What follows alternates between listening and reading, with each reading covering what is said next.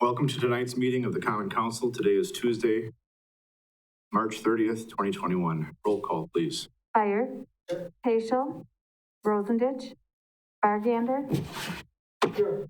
Wagner, Here. Witzel, Here. Fisher, Here. Spiros, Budke, Here. and Hendler. Here. Mr. Rosendich and Mr. PreSale are absent due to pre-planned activities. Please rise for the Pledge of Allegiance. Pledge allegiance to the flag of the United States of America and to the republic for which it stands, one nation, under God, indivisible, with liberty and justice for all.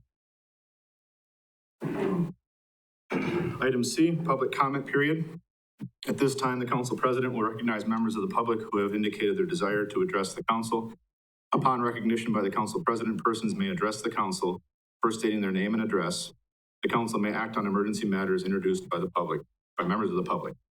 Anybody would like to address the council? Yes, sir.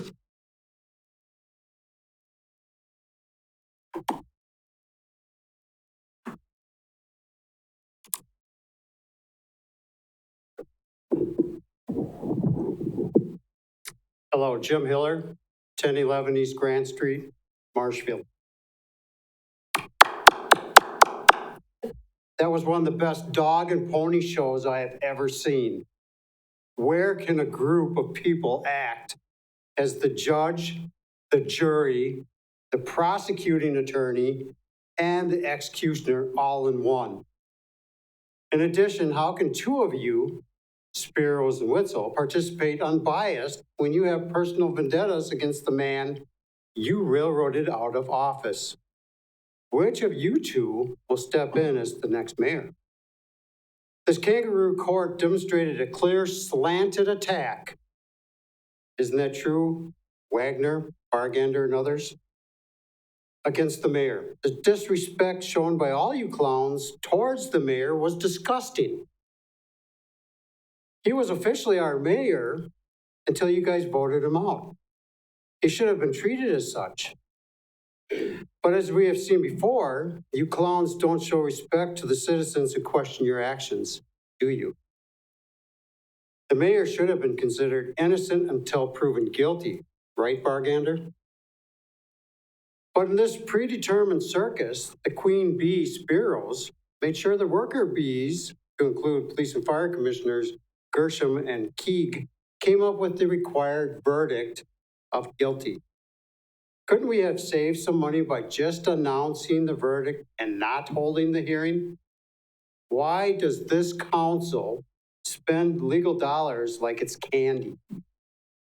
I want to thank Alderman Rosendich and Alderman Fire for having the courage and common sense to not join the vigilante group. The rest of you don't deserve the title or the position of alderman. I do hope that Queen Spiros and her worker bees are done with their personal vendettas. I no longer respect or acknowledge this council or those on it, except for the two that I mentioned previous. You do not reserve or represent the citizens of your district. We have a major cancer attack in our city. This cancer is our police and fire commission. In addition, that cancer has spread to some of these on the council. Commissioners and aldermen have conspired to keep certain commissioners in power beyond their 5-year term. This has allowed them to become impartial with their duties and to form friendships and relationships beyond what is considered morally and ethically correct. Their failure to do their job have caused numerous employees to be questionably terminated. They have allowed corrupt leadership and have amassed enormous legal costs, which I assure you will continue to rise. Supposedly, they have additional plans to eliminate another high-profile employee because he didn't agree with their agenda. It'll come out. They have committed actions with intent, and I heard that in the hearing a few times, far worse than the mayor, who made errors without intent, and they need to be removed from the commission immediately. My question, why would anyone fight to remain on a non-paying commission, to remain there for 10, 15, 20 years. Doesn't make sense. I find it interesting that Police and Fire Commissioner Gershman's term is due to expire in April. He was a prime witness and the originator of the complaint against the mayor. He was going to be replaced by the mayor, from what I'm told, but the Kangaroo Court changed that. How convenient that the acting mayor will be able to reappoint him for another 5-year term. It's also interesting that the city is no longer streaming their meetings on Facebook, or they won't be in the future. When was this decision made? And why hasn't it been addressed by the acting mayor? Where's the council transparency? When will the Common Council quit allowing citizens to speak at the meetings? The Police and Fire Commission already stopped public comments already. It's amazing that when you enter the rabbit hole, what stuff you discover. Open records contain amazing information. The past will determine the future. Some sitting on this council will most likely criticize me for speaking my mind. They have in the past. But back then I told them, and I will tell you now, that I'm not going to be silenced. None of you people on this council scare me. So again, thank you, Alderman Rosendich and Alderman Fire. For the other 8 on this council, the citizens will decide your political fate in upcoming elections. Thank you. Thank you. Anybody else like to address the council? Yes, sir.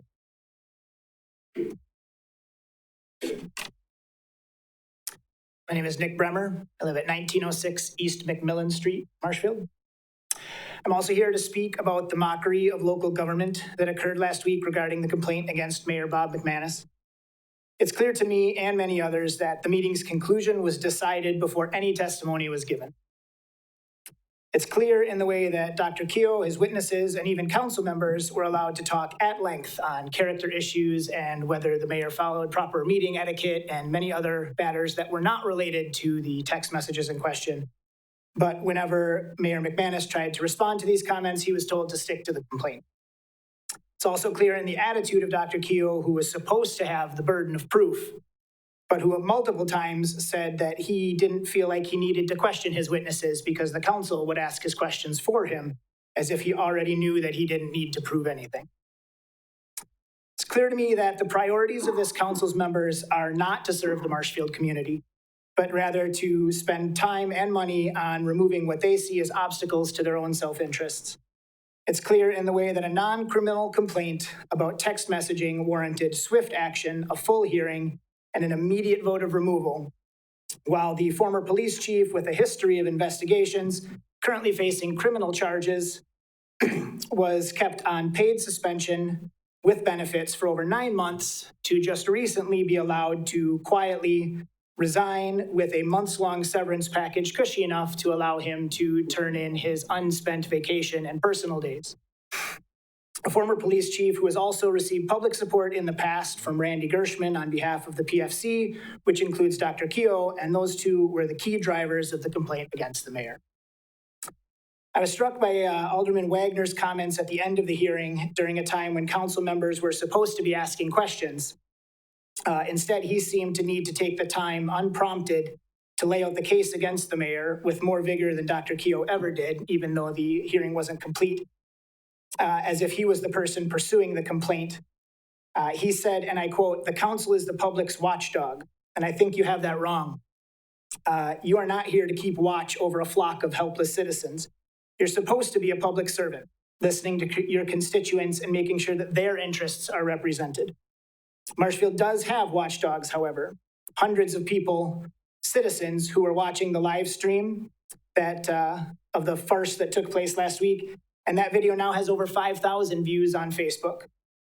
And those citizens live and vote in your district, Mr. Wagner, and in Mr. Peschel's district, and in yours, Mr. Bargender, and yours, Mr. Witzel, and yours, Mr. Fisher, and yours, Ms. Spiros, and yours, Mr. Bucky, and yours, Mr. Hendler. People were watching, and they saw everything that I saw and have talked about tonight. So I urge everyone who watched and is watching now to make sure that you don't let this die down. Talk to your neighbors, your coworkers, your fellow Marshfield residents. Let them know what's going on in our council. Let them know the priorities of our common council. Remind them time and time again and encourage them to deal with the problem the way that these matters should be handled and the way that Mr. McManus requested that his issue be handled in the voting booth. Thank you. We're going to pause for a moment while we're taking care of a technical difficulty.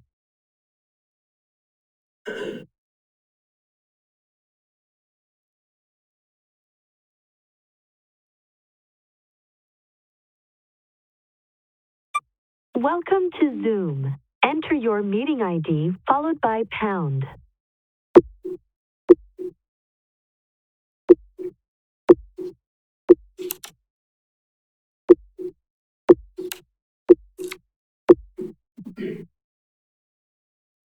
Enter your participant ID followed by pound. Please enter the meeting passcode followed by pound.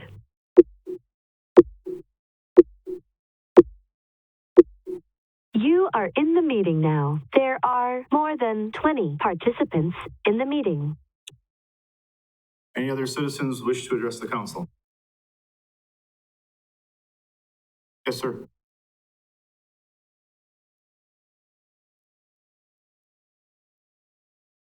Sam Warp Jr., 917 Adler Road. I'm here to speak on a different subject, a little bit later one. It's about the non-binding referendum that's going to be on the ballot for the election coming up April 6th. It's about clean water, which I have a passion for, and give you a little history on this referendum. 2019, Governor Evers declared that the year of clean water. And on the other side of the aisle, Assembly Speaker Robin Vos started the Water Quality Task Force, assigned 16 members. They went around the state, 14 different locations, took in public comment on what people wanted in water, drinking water, surface water, groundwater. Those findings were released in January of 2020, and within a month, the Assembly down in Madison passed several bills to get the ball rolling on solving the problems. Then COVID hit, shut everything down. We lost all our momentum. So there's three referendums on 3 counties in central Wisconsin on this ballot. We're just trying to encourage the legislature, go back to the Assembly, get some of those bills reintroduced and get the momentum going again. I'll read it. It's a very short statement in the referendum there. Should the state of Wisconsin establish a right to clean water to protect human health, the environment, and the diverse cultural and natural heritage of Wisconsin? I probably would have written it a little bit different, but that's the way it is. That's the way it shows up on the ballot. So I encourage everybody, not if you vote, but when you vote in this election, to consider voting yes at the referendum. Finish up. We can leave our kids and grandkids many, many things, but we should at least leave them one thing, and that's clean water. Thank you. Thank you. Anybody else wish to address the council? Yes, sir.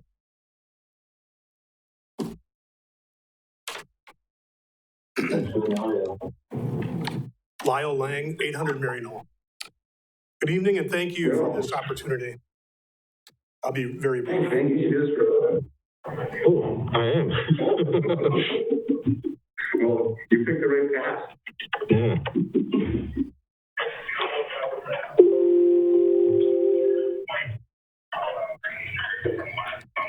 Those of you that are tuning in, please mute yourselves. Those of you tuned into the meeting, not in the chambers, please mute yourselves.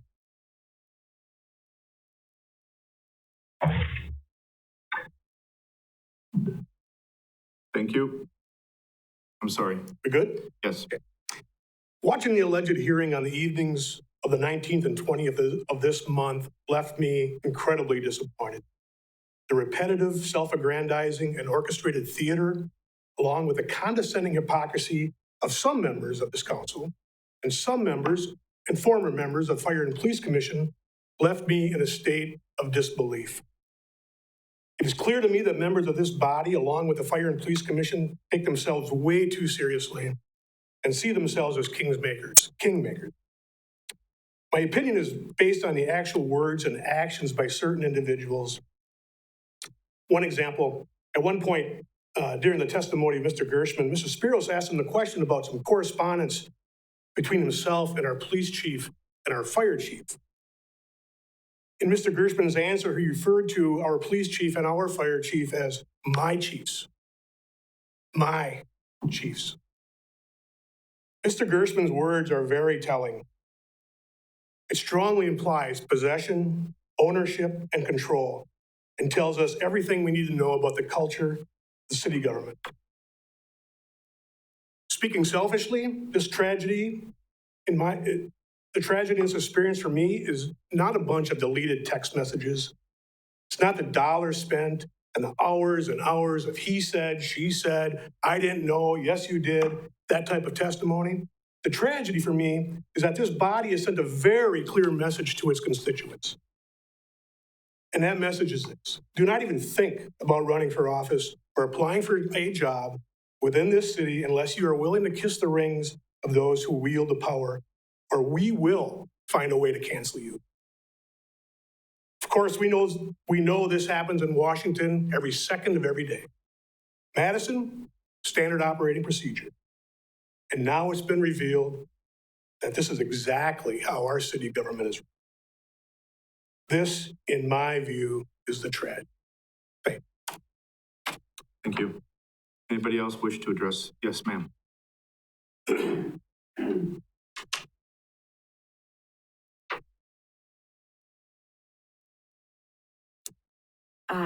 Good evening. I'm Julie Lang. I'm Lyle's wife, usually the much more talkative one, and I also live at 800 Mary Knoll Ave. I'm going to start with a phrase: we, the people. Our founding fathers began the Constitution of the United States with those powerful words. But sadly, that concept is under attack throughout our nation, and leaving us all to wonder whether our individual and collective opinions matter at all to those who we have elected to political office. We no longer appear to have a voice at the city, the county, the state, or the federal levels of government. We, the people, are being methodically convinced through media propaganda and bullying tactics to believe that we no longer have the freedom to disagree with the groupthink, and that we should blindly put our trust in elites that believe that they know what is best for us. Sadly, it appears that that mindset has taken root in the city of Marshfield.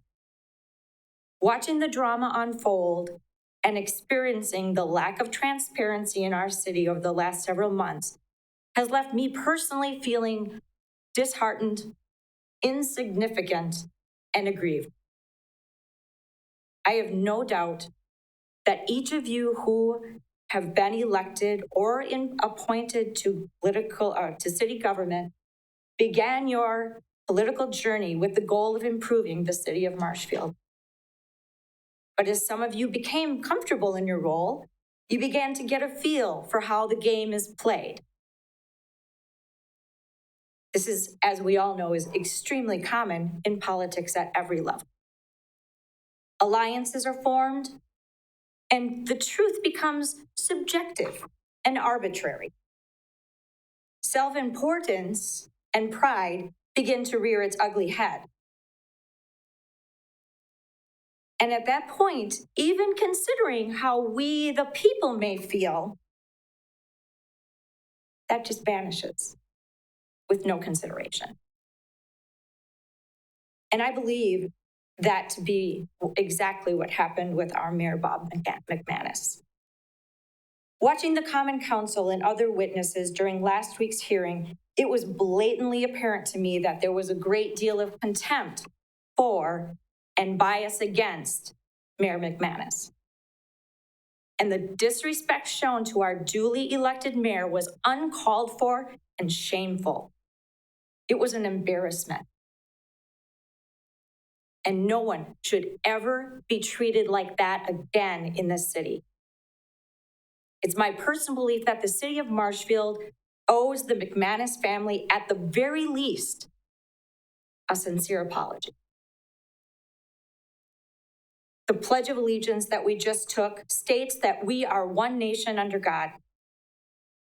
But in reality, we behave as if we are all enemies. In this room, we are gathered as American citizens who live in the city of Marshfield. We all want Marshfield to be safe and welcoming. We want it to grow and strive to improve in all areas. Each of us here brings our own experiences, our own expectations and ideas to the community. And no doubt it is often challenging for you to navigate the diversity among us. It is imperative that we stay focused on the greater good of the city of Marshfield and making decisions based on what is best for the city overall and not what is convenient for hand-picked individuals. We, of course, as citizens, are not blameless in all of this. Complacency is no longer an option. If we assume that other people are going to do the right thing without our input and our supervision, we will soon become a community that we don't even recognize.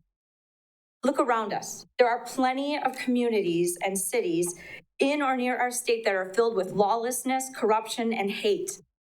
And is that truly what we want for the city of Marshfield? The responsibility of we, the people, is to become active in our local government wherever we are able. That means serve a term on a board, run for office, volunteer, hold neighborhood meetings, contact your alderman, share your opinion, and don't forget the most important thing you have is your vote. I think we can actively choose a positive future for Marshfield, but we must speak up and take action where appropriate. Sitting by idly and then complaining how bad things are is not a favorable strategy for success or for unity within our city. Thank you. Thank you.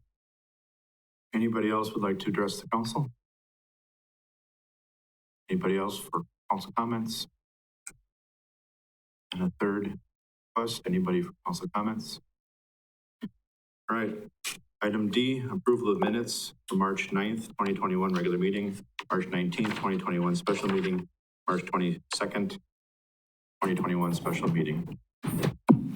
Motion to approve by Mr. Bargander, seconded by Mr. Butke. Any discussion? No discussion. Please roll call vote. Fire, Bargander, Yes. Wagner, Yes. Witzel, Yes. Fisher, Yes. Spiros. Yes. Budke, Yes. Hendler.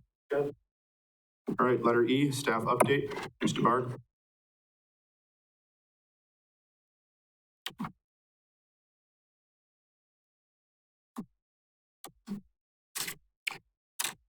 Thank you very much. I'd just like to give an update on something that was actually touched on briefly in one of the comments earlier. Yesterday, at my request, Communications Director Tom Laux put up a post on the city's Facebook page indicating that the city would not be streaming its government meetings on Facebook Live until further notice. Responding to concerns received from that post last night, I asked Tom to add to his post, which he did late at night. Thank you, Tom. And part of this edition, note of this issue will be put on an upcoming council agenda for review and consideration. I just want to give a little history to people who may not know how we got here. Streaming city meetings on Facebook Live was first suggested by our former cable access coordinator back in 2016. At that time, the idea was not pursued due to various questions and concerns that were raised.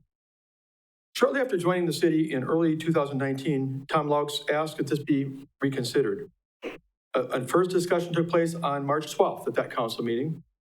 Council expressed interest in the concept at that point, but did raise questions and concerns, including the issue of how comments would be handled. When it was brought back on July 9th of 2019, the council voted 8-0. There were 2 people not present at that time, but 8-0 to authorize a 3-month trial of Facebook Live for our meetings. At that time, it was thought that it's a good way to get the word out to more people, certainly, which it is. During that meeting, it was made very clear by the mayor and council that this was with the understanding that no comments would be shown during the meetings. They could come in, but they would need to be only shown after the meetings were over. This was reemphasized and confirmed at a 3-month review by the council on October 8th of 2019. The mayor and council were and still are supportive of getting input and feedback from citizens, but they wanted to prevent this from becoming a sort of online forum during meetings. During the recent hearings of a complaint filed against Mayor McManus, I observed comments scrolling throughout the proceedings. When I discussed this with the communications staff, I became aware that we've never really been able to prevent this, as I thought we had. Our staff has been doing a great job. David and Tom are excellent. They've been trying to manually hide the comments as they've come in until the meeting's over. This works when there are few comments, but the more comments start to come in, the more frequent at certain meetings, that's more difficult to do. Upon learning that we aren't fully able to meet the objectives set forth by the council at its July 9th, 2019 approval, I told the council president, and we agreed that we should immediately stop streaming meetings until we could have a discussion at the council level. Should have lost my place. Yeah, anyway, we talked about putting this on a future council agenda. Please know that this has absolutely nothing to do with the content of any comments. This was simply because this was in conflict with what I had told the council, we had told the council as staff would not happen, and that is comments coming up during the meeting. That was one of the premises of their approval. I sincerely apologize to the council for not advising you of this decision earlier. I thought I'd done so, but I had not, and I apologize for this. To our citizens, including those who are here tonight, this may seem like backing off from our commitment to inform and engage with you, but that is not the case. I know not everyone subscribes to Charter Communications, but beyond the live coverage of our meetings on Channel 991, our meetings are shown live, and it's happening right now on our website, ci.marshfield.wi.us. And the meetings are posted on our YouTube site immediately following this meeting. So after we're done here, they will be posted for viewing on the city's YouTube site. Comments may be posted on our Facebook site at any time. While we're sitting here, people could be posting comments on our Facebook site, apart from Facebook Live, which is not happening this evening. We always welcome your comments and questions and your thoughts. I'd like to finish by addressing a word that's often used, and rightly so, when talking about government, and that is transparency. During my 10 years as city administrator here in Marshfield, the council has consistently been supportive of being as transparent as possible. Many people, in fact, many in this room, I believe, were frustrated about the limited information released during a recent issue involving our former police chief. Hopefully some of you now understand why this had to be treated so highly confidentially for the matter that it was. But frankly, there were many times when the council themselves were frustrated that they didn't even know much of the information themselves. We go into closed session periodically as provided for under state law, including tonight. Later tonight, we're going to be talking about a possible sale of land in the business park and also litigation with someone on a tax issue. But whenever possible, this council has consistently pushed for transparency, and I fully stand behind that effort.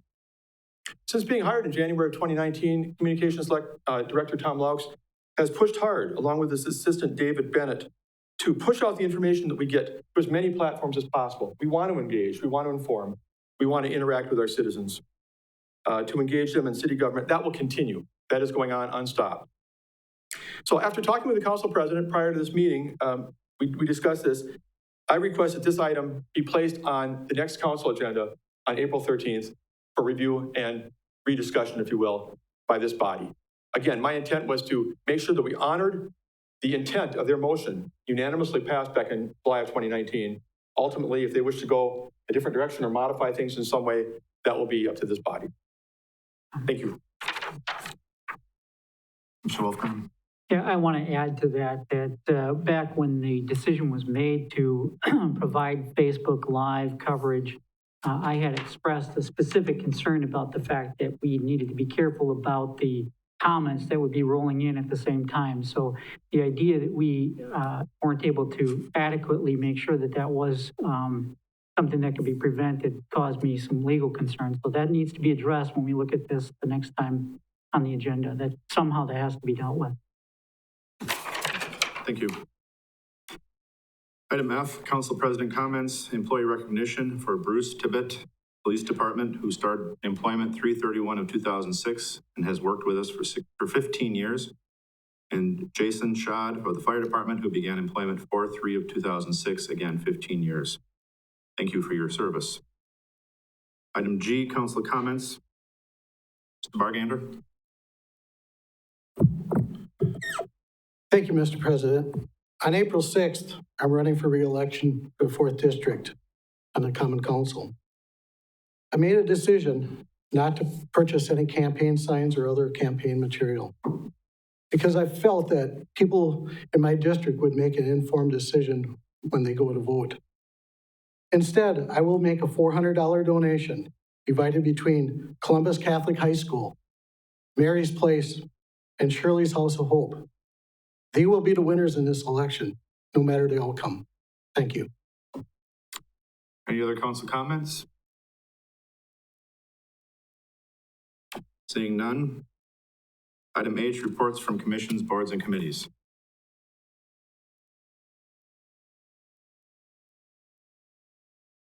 Seeing none. Item I, consent agenda. Looking for a motion to receive and place on file approving recommended items in the consent agenda. Motion by Mr. Wagner, seconded by Mr. Fire. Mr. Fisher. I would like to remove letter M, the Finance, Budget, and Personnel Committee of March 16th from the consent agenda, please. Okay.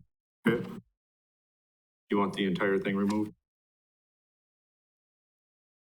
No, I actually want it'd be the letter FB P21-08 and then FB P21-029. Those two topics. Which items were there? Those were the items for the administrative assistant and the street department, both getting a bonus and a pay adjustment on the wage plan. So items 1 and 2 under M? Yep. Yes, so it'd be M1, M2. I'm sorry, yep. Okay. Okay. It would be street and the administrative assistant position that was reviewed at the last meeting. So, Yeah, I was looking at the actual minutes. So. Okay. Oh, yeah. All right, so we're removing items M, 2, 3, and 4 from the consent agenda. Any other discussion? Seeing none. Roll call vote, please. Fire, Bargander, Yes. Wagner, Yes. Witzel, Yes. Fisher, Yes. Barrows. Yes. Budke, Yes. Henler. That motion passes. Item J, actions of items removed. Mr. Fisher, you had items that you removed, so please speak. Yeah, there were 2 items, or I guess more than 2 items, but the items that I wanted to remove at the last Finance, Budget, and Personnel Committee, and I was not present for that meeting, but after reviewing the minutes and the consent agenda, I noticed that the committee talked at length about doing a pay adjustment for one of the administrative assistants and also giving, it looked like a bonus to the street department, which I'm not against either one of those 2 issues, but I struggled with this because last year, the Finance, Budget, and Personnel Committee made a decision not to do a 1% increase for staff because of COVID. But now in 2021, we're doing a pay adjustment for one position. We're giving a bonus. I'm concerned about the messaging that would send to our staff. And so I wanted to, one, bring that to light and just make that known. But I also I'm going to make a motion, and hopefully we can have some discussion about this. I want to make a motion to direct the city administrator and the human resources director to make a presentation at the first council meeting in May, updating the council regarding the status of the city's compensation program and highlighting any challenges or possible areas of concern. And my goal for doing this is to have a conversation about compensation as a whole and try to have these discussions. And I will save more of my discussion for if there's a second. So we have a motion for item to be brought in on the first May meeting. And Mr. Butkey, it's the second? Okay, discussion. Mr. If I Fisher. may. All right, so as I stated, one thing I've always been concerned about, and I've been on the county board prior to coming to the city, and I saw it at the county, and even though I can't necessarily prove it here at the city, one thing I've always seen and always been concerned about is possible compression issues. And I think we need to address overall how we are compensating our staff. I believe we need to compensate people fairly. And I want to have an overall conversation about that. I, by no means, am not supporting the fact that we're given a bonus, and I'm not saying that I'm not supporting the position to give that person a different pay grade. But I do feel we need to have the conversation at a higher level about how we are doing this wage plan, how it is being implemented. I want to hear from staff any concerns that they may have about it. And I'm hoping that through the presentation, we will learn more and we will be able to give some direction to Steve and Jen about possible ways to make this better. Mr. Wagner. Thank you, Mr. Chair. I think there was a slight misunderstanding about what the intention of what was going on with the street department. As you may remember, I don't think we even talked on the floor here about this. I know we talked about it in committee. We have a pretty high turnover rate in the street department. And there were several suggestions made by staff as to what we might do to try and stem that turnover. And the way it would work is, well, first of all, they wanted to raise the two lowest wages on that. I think the operator 1 and operator 2 wages were the ones were raised, if I'm not mistaken. But they wanted to put an incentive in there for employees to stay longer, and that what you think, or what you're seeing as a bonus is actually longevity pay. It's something, it's short term, actually. I think it was 6 months and 1 year, or 1 year and 2 year. I can't remember what we settled on, but that was doing it. I too come from the county system, Mr. Fisher, and the one thing that the county has been able to do that we haven't is they have been able to set up a finite time period for this kind of reclassification or reclassification review. They only have 2 months out of the year when it can be applied for. Doesn't happen randomly like it does here. If you would like to attend a meeting, I would see no problem in referring that items 3 and 4, back there and let them explain it and maybe come up with a better idea. But I don't know. But actually, your whole motion is fine. I don't have a problem with that. It just delays things a little bit. Mr. Fisher? If I may, I was actually going to make a follow-up motion to approve both of these two things. So I'm not trying to delay anything, but I'm going to be honest with you. I needed to pull this out of the consent agenda because I want to make this motion and I want to be able to, one, have a presentation from Steve and Jen about the compensation. And after that presentation, I want us as a council to be able to ask questions and dialogue with them about, because part of my motion is what challenges do they see? If they start presenting that there are challenges, I want to be able to address those challenges and have that conversation at the council level. I would be more than happy to come to a future finance, budget, and personnel committee as well, but I believe that because we're talking about the compensation of our city staff, this needs to be an issue addressed by the council. Any other discussion? Mr. Butkey? Yeah, like Mr. Fisher stated, we're going to approve these pay grade adjustments here, this step. I don't think it hurts at all. I think, I know this is good for the staff. I want staff to know that we want to treat them fairly. We've had some tough times, and we've got to get a plan in place to be able to do that. So bear with us. Any other discussion? Seeing none, we have a motion and a second adding an item to the May agenda related to this topic. So with no further discussion, let's go ahead and do a roll call vote. Handler. Yes. Budke. Yes. Spiros. Yes. Fisher. Yes. Witzel. Yes. Wagner. Yes. Bargander. Yes. And Fire. Yes. All right, and we're back to the items that have been removed. Mr. Fisher?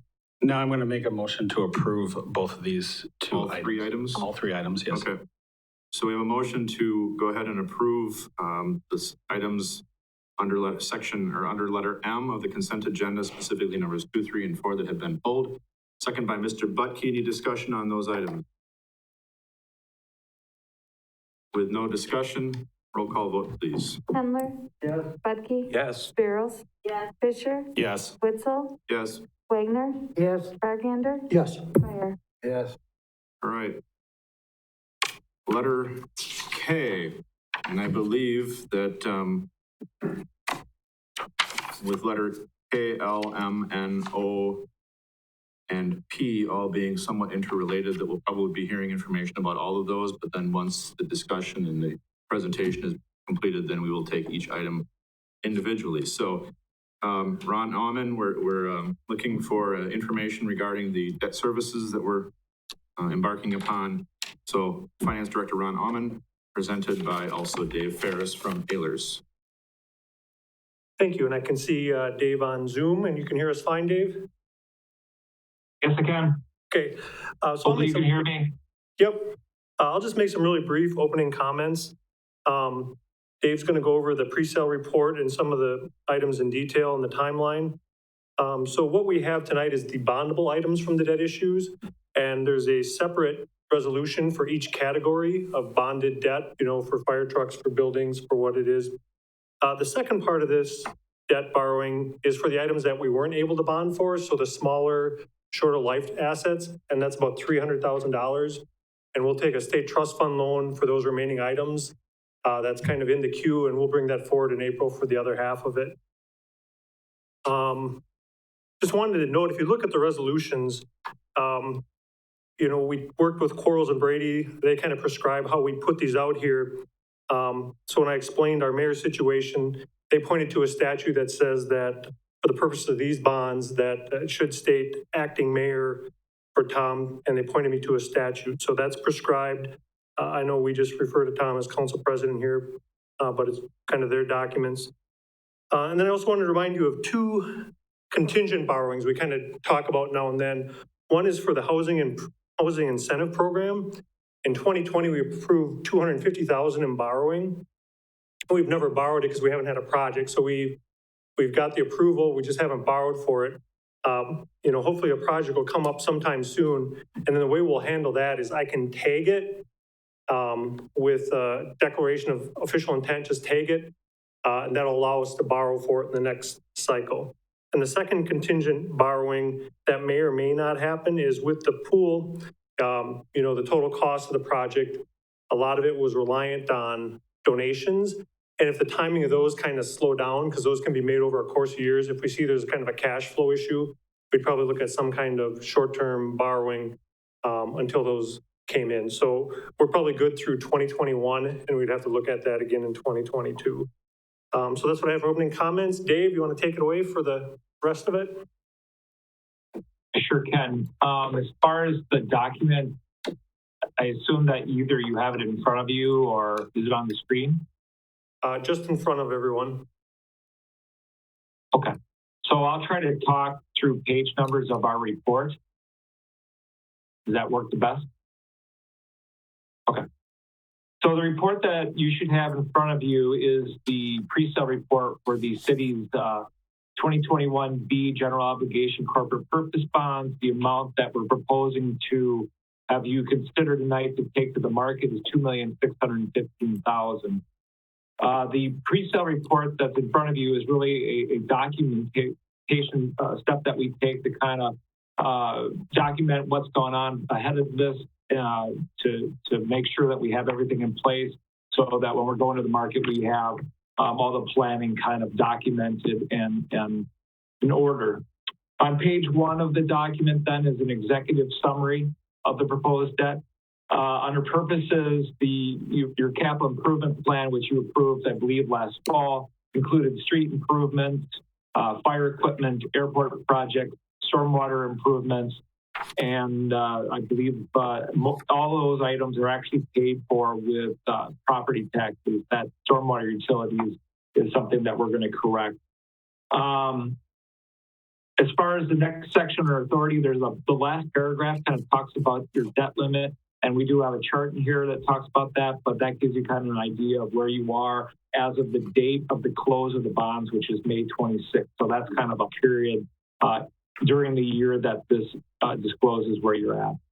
The next section is the term and call feature. It talks about when your payments are made, but in 2029, you have the ability to call these bonds if it makes good financial sense. And that means the maturities of 2030 through 2036 can be called. If it doesn't make sense that year, it might make sense in a further year. So any day after, once you get March 1st, you can call these.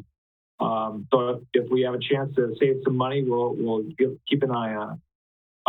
Bank qualification, as you know, we did have an issue earlier this year that was over 10 million. It does have an effect on the city's borrowing because the city cannot issue more than 10 million in tax exempt debt. So what we have to do in this case, well, if it can, let me rephrase that. You can issue more than 10 million, but what happens after we hit the 10 million is certain bidders are kind of excluded, which are namely banks. Banks can't bid on or lose some of their tax incentives to bid on bonds that are over $10 million. So in a lot of cases, we lose some of the banks that might be involved. In most cases, when we've looked at these, you usually have an underwriter that gets involved or a bank called Bankers Bank that basically is an underwriter but does take the local bank into consideration, and they may have actually been in on one of your bids in the past. So that's kind of the way when we get to this big that local bank might be able to participate. As far as what happens in this case is that bank qualified, because you might not have as many bidders, tends to have a little higher interest rate. Really, I think in the last couple of bids, we've had some pretty attractive bonds and we've had some bidders come out of the woodwork. In this case, we're using the parameters method where we're selling on a non-council day. So Mondays and Tuesdays being really busy days. We're using that technique once again, try to gather up bidders that may not have as many things to bid on that day. So we're trying to use other methods to make sure that we get as many bidders as possible and drive that rate down. On the top of page 2 is rating. As we've talked about many times over the last couple of years, the city was downgraded to an A1. As you know, during the budget process, Ron has been working very hard to get some things in place and get some of the trends going in the direction that can hopefully lead us to get an upgrade. We're working through that. It'll take us a little bit to kind of establish some of those things and get a couple of other things in the pipeline as far as getting the operating budget funding up to where you're funding everything that you need to. And once that is accomplished, I think you're going to start to see Moody's really start to consider that upgrade. So as far as the method of sale, down a little further, we're using a competitive method, which means that we're allowing, we're having this go out so local underwriters, regional and national underwriters have a chance to bid on these. Obviously, the more we get, the better off we come out with a rate. Okay, on the top of page 3 is the parameters that we set up for this issue. So for an underwriter to actually be able to be considered, they have to meet some of these parameters. The issue size can't be more than $2,615,000. We have a certain maximum bid, so we don't get too much premium because that causes issues if we get too much premium. So that max bid kind of limits how much we get so that we don't run into troubles with Quarles and Brady looking at this and wondering what we're going to do with that. The true interest cost is pretty high. Basically, we've set it up so that they have to have a reasonable bid, but we expect this bid to be well below that. And then on sale day, if they do give us premium, what that usually does is eliminates some of the interest expense for those first couple years. And so what we end up doing to try to keep the tax rate stable is move some of the maturities up so that we keep that tax rate at a stable level, like I'll show you in a couple pages here. Let's see. On page 4, I have something under risk factors, but that is not applicable. We're going to take that out and send Ron a new sheet. There is no stormwater utility at Marshfield, so that should not be in there. So there isn't any risk factors for you to hear about for this issue. Your service providers are Quarles and Brady. For paying agent is Bond Trust Services, and rating agency is Moody.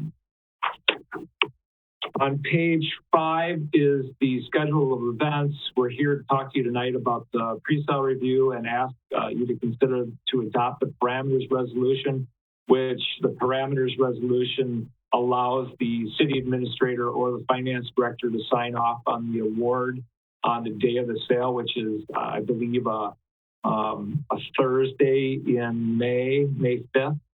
Might be a Wednesday, actually. And so what you'd be doing by adopting the resolution tonight is giving them the permission to sign off on the lowest bidder as long as they meet those parameters that we talked about a couple pages ago. We do go through a call with Quarles and Brady about the accuracy of your official statement. That has been sent out to the underwriters along with a rating report that we will actually have a rating call with Moody's where Steve and Ron will go through, the development that's going on in the city, all the good stuff that's going on with that, the health of the TIP district, the things that you put in place as far as the operating budget, and hopefully we'll start to see some positive vibes out of them about the moving towards an upgrade. And then on May 5th would be when we would take a normal sale day. The only thing different about sale day, as we've talked about in the past sales that we've done this way, is that instead of it coming to the council for approval of the award, you would designate either Steve or Ron to sign off on those. And then as far as the money to pay for the projects that are included in this, May 26th is the day that this issue would close and you would receive the money to start paying for your project. Then I'll just briefly go through the schedules. Page 6 shows the items that are included in this bond issue that you've approved, I believe, during your budget process. Page 7 has what's called the financing plan and a way that we determine the issue sizing. So you've got the project that were on the last page. There are certain issuance costs that are normal in a competitive bid like this. And some of these are estimates at this time. And on sale day, they sometimes get reduced, the underwriter fee for sure, because that's one of the ways that the underwriters win the bid is by reducing that underwriter fee. We have a little bit of interest income, and then there's a rounding because bonds are sold in $5,000 increments. Page 8 is really our way of solving for the tax rate. This is the equalized tax rate, which is like the fourth column from the right. We had a tax rate in 2021, equalized tax rate in 2021 of $2.63. So if you took your value on your tax bill, that's the market value or the equalized value as it's called, and multiplied that value by that number, that should be the amount that you paid for debt service on your tax bill. So to be comparative from one year to the next, because market value is the 100% market value of a property, to be able to be comparable within years, we use that market value. And so what this shows is that we have actually a falling rate right off the bat. A lot of times we'll try to schedule that 2022 to be the same as the year before. But I think with the bigger borrowing in the past year that we were trying to have that come back a little bit more towards where we were in the past. So that you're actually having a falling tax rate right off the bat with a lot of room to build in your next 4 or 5 years of project. The next page is just the breakout of the debt payments. We actually, when Ron and I put this together, we break out the projects between what's bondable and you paid off over 10 years and what's bondable and could be paid off in 20 years. Based on the way that the projects were falling, it was easy to tell that we did not need to go out 20 years. So we actually were able to schedule this in, have a very flexible tax rate and pay this off over 15 years. Which obviously saves some interest expense by shortening up the issue. And then the page 10 is the debt limit, which we always talk about. The top of the line, the top blue line is your statutory 5% of your market value or equalized value. The red line is the top of your policy, which is 65% of the state statute. And then the green is what you actually have right now. So once you get done with this year, this is actually an end of the year number, you're going to be at about 52%, whereas I showed you earlier in the report, you're at the date of the closing of this issue, you'll be at 54. So there's a few more payments to be made, and you'll be down to that year-end number.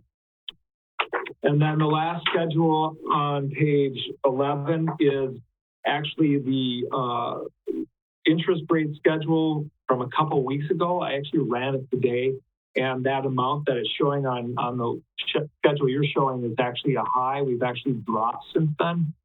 There was a little bit of bump up earlier on. I think there was some things that came out early February. We had a couple weeks where things went up, and we saw some stabilization and things that started to tick down again. So hopefully, when we get to the sale date in early May, we will be able to take advantage once again of some great rates, which these still are compared to, if I showed you the last 5 years, we're still in a really good market. So I am happy to take any questions. Ron and I can tag team on anything, whatever we can answer for you. Sure, and I would just add to the graph that shows the debt capacity. Keep in mind that's all our debt. So we do this recurring debt. We said we want to kind of keep that level, but at the same time, EMS, wastewater, and all the TIDs are paying down their debt. And we're not taking out new debt on them every year. So the overall debt's declining at a pretty good pace. And then our annual borrowing even is less than the general obligation or the general city portion too. But like Dave said, open for any questions. Any questions from the council, Mr. Wagner? Yeah, Ron, I'm also looking at that debt capacity chart, and there's a slight increase shown for the red line, the 65% debt limit. What kind of percentage are you using to anticipate that that debt limit's going to go up? That we're going to have a higher limit, a higher number to reach that 80 or 65%. So I think that's... Well, I can answer that, Ron. On page 8 is that schedule we talked about where we were solving for the tax rate. Also on that page is our estimate of change in the equalized value. And we've been using basically a 2% growth rate, which is conservative. We do actually have a couple of TIF districts that are closing, so there's a couple blips in there as well, but we're pretty much using a 2% growth rate to grow that 65% line. 2%. What is that based on our actual averages, or is that based on some national standard? Actually, your averages. Growth and equalized value. Is that right?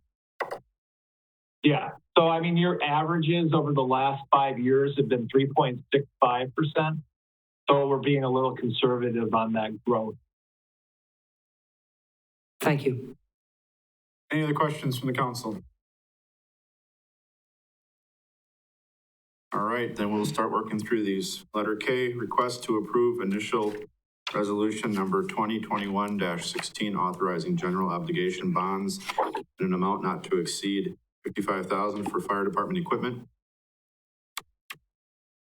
Motion by Spiros, second by Fisher. Any discussion? Seeing none, roll call vote, please. Fire. Yes. Barkander. Yes. Wagner. Yes. Witzel. Yes. Fisher. Yes. Spiros. Yes. Butke. Yes. Henler. Letter L, request to approve initial resolution number 2021-17, authorizing general obligation bonds in an amount not to exceed $2,370,000 for street improvement projects. Motion by Spiros, second by Bargander. Any discussion? Seeing none, roll call vote, please. Fire. Yes. Barkander. Yes. Wagner. Yes. Witzel. Yes. Fisher. Yes. Spiros. Yes. Butke. Yes. Henler. Yes. Letter M, request to approve initial resolution number 2021-18 authorizing general obligation bonds in an amount not to exceed $170,000 for sewage system improvements. Motion by Butke, second by Spiros. Any discussion? Seeing none, vote please. Handler, Yes. Budke, Yes. Spiros, Fisher, Yes. Witzel, Yes. Wagner, Yes. Bargander, Yes. Fire. Yes. Letter N, request to approve initial resolution number 2021-19 authorizing general obligation bonds in an amount not to exceed $20,000 for airport projects. Motion by Wagner, second by Spiros. Any discussion? Seeing none, vote please. Handler, Yes. Budke, Yes. Spiros, Yes. Fisher, Yes. Witzel, Yes. Wagner, Yes. Bargander, Yes. Fire. Yes. Item O, request to approve resolution number 2021-20, directing publication of notice to electors relating to bond issues. Motion by Fisher, second by Wagner. Any discussion? Seeing none, vote please. Fire, Yes. Bargander, Yes. Wagner, Yes. Witzel, Yes. Fisher, Yes. Spiros, Yep. Budke, Yes. Handler. Yes. Item P, request to approve resolution number 2021-21, establishing parameters for the sale of not to exceed $2,615,000 general obligation corporate purpose bonds, series 2021B. Motion by Fisher, second by Fire. Any discussion? Seeing none, vote please. Fisher, Yes. Spiros, Yes. Budke, Yes. Handler, Yes. Fire, Yes. Bargander, Yes. Wagner, Yes. Witzel. Yes. Thank you all. you. Thank you, Dave. Thank you. Letter Q, first reading of ordinance number 1453, municipal code amendment request by Scott Stifler to amend chapter 18-35 sub 3 and chapter 18-60 sub 3 of the Marshfield Municipal Code, presented by Bryce Hembrook, city planner. Thank you, Bryce. Council President. So the applicant is requesting to amend the zoning code to allow for personal storage facilities in the CMU Community Mixed Use District as a conditional use. So personal storage facilities are essentially storage units. The applicant also requested to add restrictions to section 1863 to limit the facilities to be interior oriented and only access from the inside of a building. The applicant also requested that the exterior of the structure shall be constructed in similar materials and appearance as surrounding land uses. So staff originally offered those as a suggestion. When it comes to the exterior storage regulation, we suggested a different route that we felt was probably a better fit for trying to reach the goal of the regulation. So I'll go over that in just a second. So in the staff report, we highlighted several reasons why traditionally we've only allowed this land use in our industrial districts as a conditional use. I also touched on how it's common in most Wisconsin municipalities similar in size to only allow these in industrial districts.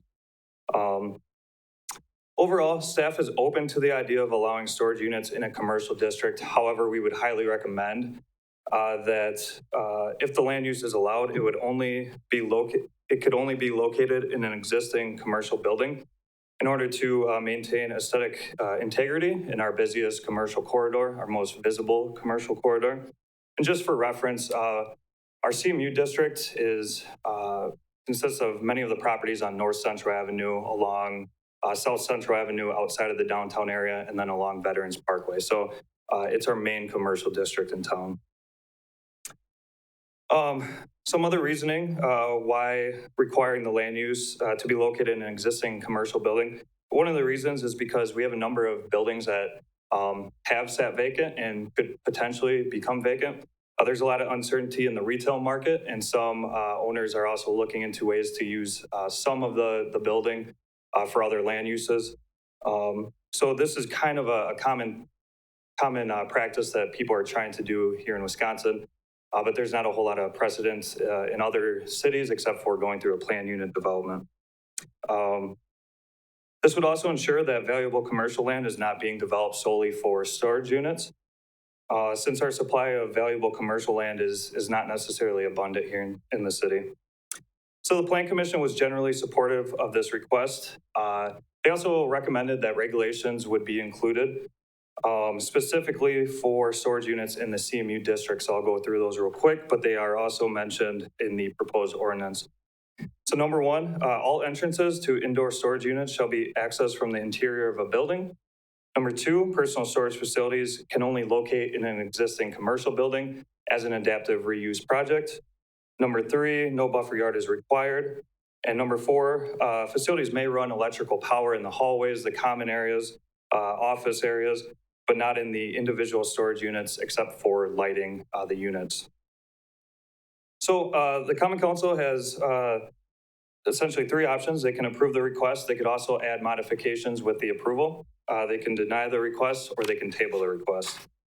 Plan Commission recommended to approve the request as presented in the proposed ordinance. This is a first reading. No action is required tonight. However, the second reading is scheduled for April 13th. Thank you. Thank you. Any questions regarding this from the council at this time? All right, seeing none, we'll move on. Letter R, first reading of ordinance number 1454, municipal code amendment requested by the city of Marshfield to amend sections 18-57 subs 7 and 8 of the Marshfield Municipal Code, presented by Bryce Hembrook, city planner. Thank you, Council President. So currently, pump houses are considered to be a small-scale public services and utilities land use. We're recommending to change this to be considered an essential service. The land uses are very similar. The main difference is that the essential services don't have to meet setback and bulk regulation requirements. We also are proposing to change to add well houses and lift stations as essential services land uses as well. Basically, the whole purpose is the majority of our existing facilities aren't meeting setback requirements. And so we want to make sure that we're able to update and replace necessary infrastructure without the burden of setbacks, because this could ultimately be costly to the taxpayers. So we don't really have much of a say in where exactly the wells go. So I think that it's probably a better fit under essential services. So Plan Commission recommended to approve this item. This is the first reading. No action is required. The second reading will be on April 13th. Thank you. All right, any questions from the council regarding this item for now? All right, seeing none, we'll move on to letter S. First reading of ordinance number 1455, request by the city of Marshfield to rezone parcels 33-07088A, 33-07090, 33-07086, and 33-0789 from RH35 Rural Holding to GI General Industrial, presented by Bryce Hembrook, city planner. Thank you. The city is currently in the process of forming a TIF district, which includes the subject properties. The properties will have to be zoned industrial before the TIF can be approved in order to comply with state statutes. The land is located in the general industrial district in the future land use map in the comprehensive plan. It has recently been used for agricultural purposes for the past couple decades. But this has always kind of been intended for eventual industrial use. The general industrial district allows for a variety of industrial and commercial land uses. I listed those in the staff report. And the subject properties comprise of roughly 125 acres. And this would provide for necessary industrial land within city limits. So with that, Plan Commission recommended to approve the request. This is a first reading. The second reading is set for April 13th. Thank you. All right, any questions on this? Mr. Wagner. Bryce, is all that land annexed into the city, or is it going to have to be annexed? It's already in the city limits. I didn't see a city limits map on it. That's why, or line on it. So yeah, sorry about that. I should have given that. But yes, it is in the city. Thank you. All right, any other questions? Thank you, Bryce. Letter T, request to approve Resolution 2021-23 to permit an exception to Section 9-46 Sub 1 of the Marshfield Municipal Code with respect to open container restrictions, the downtown wine walk on Saturday, May 8th, presented by Pat Zeps, Acting Police Chief. All right, good evening. Just a little bit of history behind this. In the year 2019, we actually approved 5 similar resolutions before the council that you folks had approved. And specifically, those were for the reason of curbing binge drinking. And some of those things that were approved are United Way Wine Walk, Hub City Days, Central Wisconsin State Fair, and the Main Street Marshfield Beer Walk. Due to COVID in 2020, a lot of these events were kind of put on the wayside. So now that 2021's come on, things are looking better. Some of these events are starting to ramp up. So once again, the Marshfield United Way is hosting a downtown wine walk on Saturday, May 8th, 2021 from 11 a.m. to 2 p.m. So the event occurs in the downtown, and you have a map that will kind of outline the 18 businesses and where that is. The general map is from Veterans South to 9th, and then a block east and west of Veterans. So with that, I'm actually requesting the ordinance prohibiting the possession or drinking of alcoholic beverages in public places be temporarily suspended in that geographical area just for the event of the wine walk. And what we would do is we'd actually run that till 2:30 in the event that we had some stragglers getting back. So with that, I'd be happy to answer any questions and would look for your approval. All right, I have a motion by Mr. Butke to approve. Second by Mr. Fisher. Discussion. Bargander. Thank you, Mr. President. Pat, have we had any problems in the past with any of these events? Yeah, we've not had a single noted problem. Okay, I didn't think so. I just wanted you to tell us that. I mean, so the public knows that there has not been any issues with people drinking on the streets. Okay. Yeah, what we do is we let the on-duty shift know, whether it's 2 shifts or 1, so they know what's going on, so they can kind of extra police the area. One thing of note is I did have a peripheral discussion with City Administrator Barg, and I think City Attorney Hap Wolfgram's aware of this.